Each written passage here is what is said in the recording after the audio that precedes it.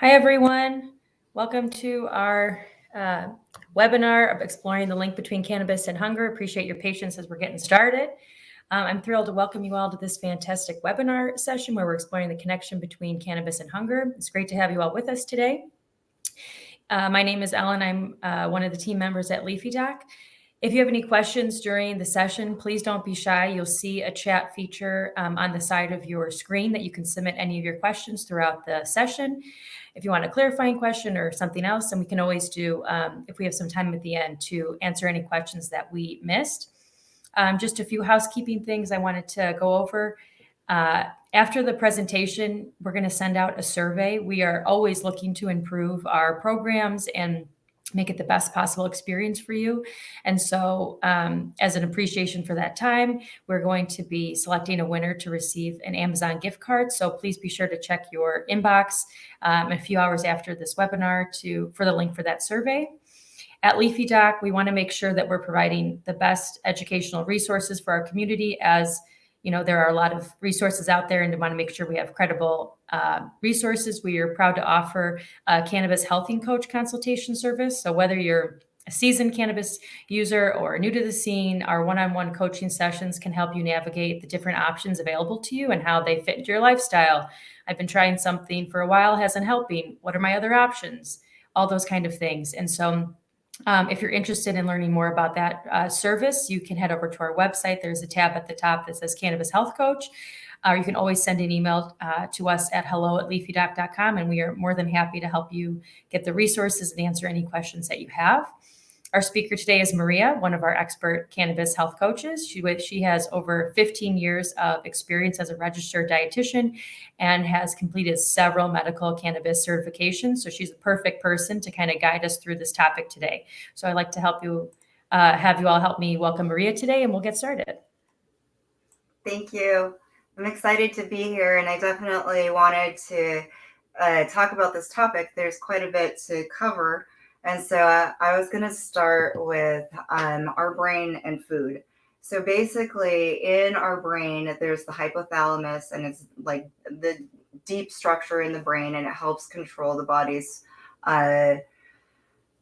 coordination, basically. So the desire to eat, that's part of what's controlled in the hypothalamus. And there's two sets of neurons that either promote or suppress appetite. And the hormones that influence hunger are ghrelin. So when ghrelin is higher in the body, our hunger gets higher. So higher ghrelin, higher hunger. And then what happens when we eat food is another hormone is released, and this hormone is leptin. And when that is released, a feeling of satisfaction or feeling full comes along, and that hormone tells us to stop eating. So there's lots of evidence that cannabis encourages the production of hunger hormones called ghrelin. So there is some science around that right now. That's not exactly clear how much or how it is for different specific strains, but there are some signs that show that there are many influences from cannabis on ghrelin. And so if there's disruptors to our hormone signals, our appetite signals can get mixed, and that can promote a desire to eat. So in the brain, there's chemical signals that are receptors that are packed throughout the brain, and they receive this information to control the activity or the neurotransmitters by turning up movement that needs to be adjusted for hunger and temperature, as well as alertness. So it's a little bit about the hormones that affect our desire, our appetite, or our hunger level. So appetite is slightly different. The hunger, those are more of the hormonal effects that we have that come from the brain, and our desire to eat is a little bit different. So that can be influenced by a lot of different things. So we can want to eat just based on environment. Who has been to a buffet and then suddenly been extremely having a great desire to eat? That might not have much to do with our hormones at the time. It may have more just to the environment. So there's a lot of factors that also influence a low appetite. So sometimes things like medication or health conditions can influence the effect of our appetite and how much we want to eat or don't want to eat. So there's many different factors that influence our hunger cues. So what's coming from the hormones in our body or in our brain, as well as our desire to eat from environmental factors or emotional factors, mental health, even uh, diet, what we've been eating lately that can influence our desire to eat. So the next question that is a frequently asked question is, will using cannabis make me gain weight? So to answer that, there are some strains that stimulate hunger, and those are more of the indicas. So those help enhance eating pleasure and do help with weight gain. So for individuals that are looking to put to gain weight or maintain their weight, if they're struggling to maintain their weight for one reason or another, then that might be something to look into. And on the other side, will cannabis help me lose weight? That's another frequently asked question. And that really just depends on snack choices. So if there's a certain amount of calories that will help with weight loss, it's helpful to know how much that would be.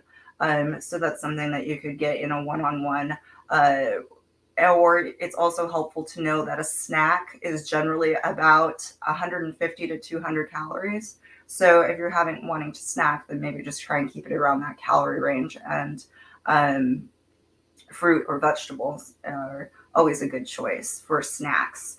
But then there's also the pain relief. So there's definitely something to be said from cannabis use and pain relief and more mobility. So people that are not in a lot of pain have more desire to be up and mobile and have a more active lifestyle.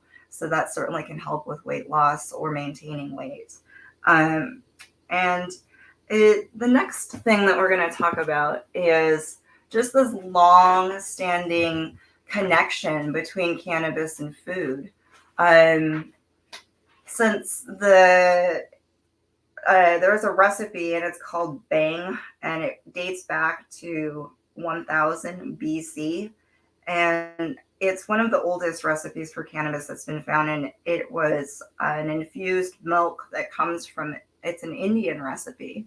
We'll get into that a little bit more, but that is one of the first known recipes that includes cannabis, and it is used for a medicinal, recreational, and spiritual purpose from 1000 BC.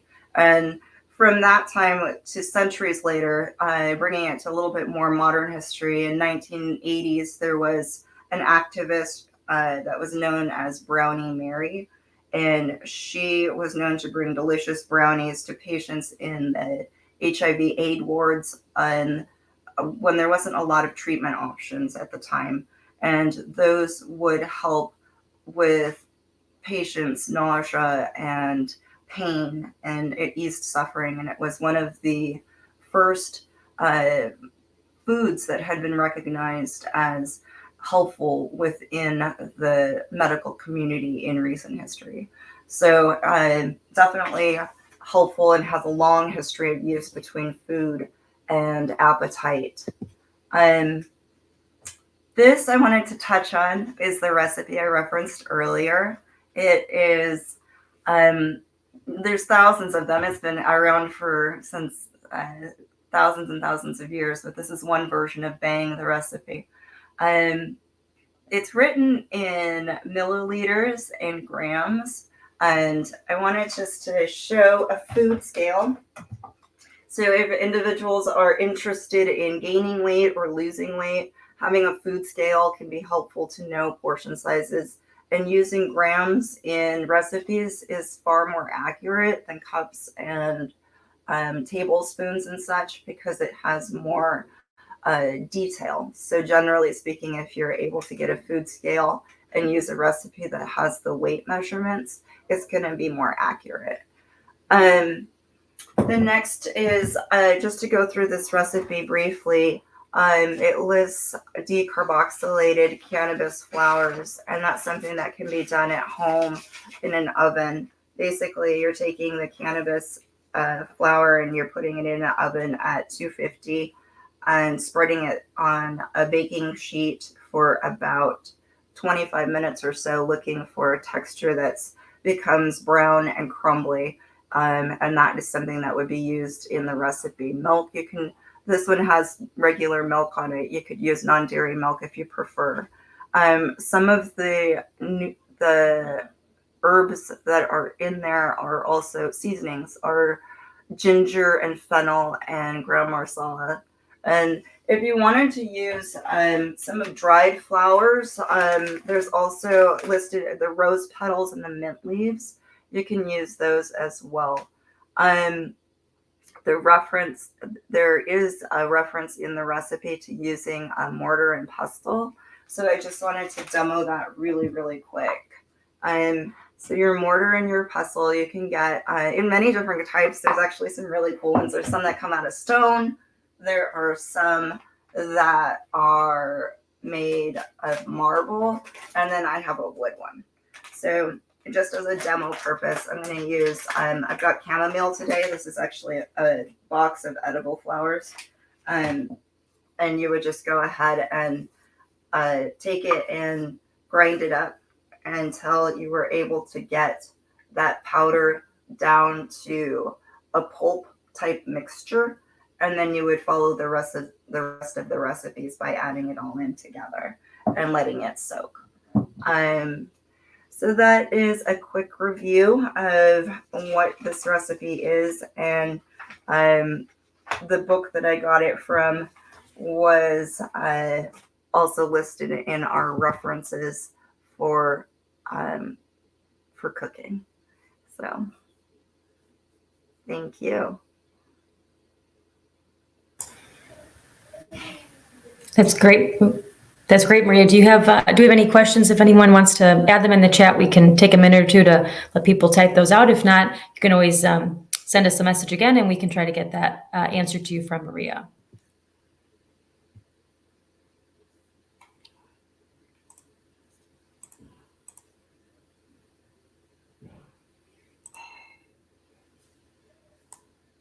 Okay, I think maybe not. Oh, great. Thanks so much, Daniel. Okay, I think if anyone else has any questions, like I said, just go ahead and send us a note. And if there's more interesting things you want to learn about this or see how maybe you can incorporate this with your lifestyle, please be sure to check out our Cannabis Health and Coaching consultation, and you can work one-on-one with Maria to figure out how to incorporate these into your lifestyle. So thanks so much, everyone, for your time. Bye, Maria. Thank you. Bye-bye. Thank you.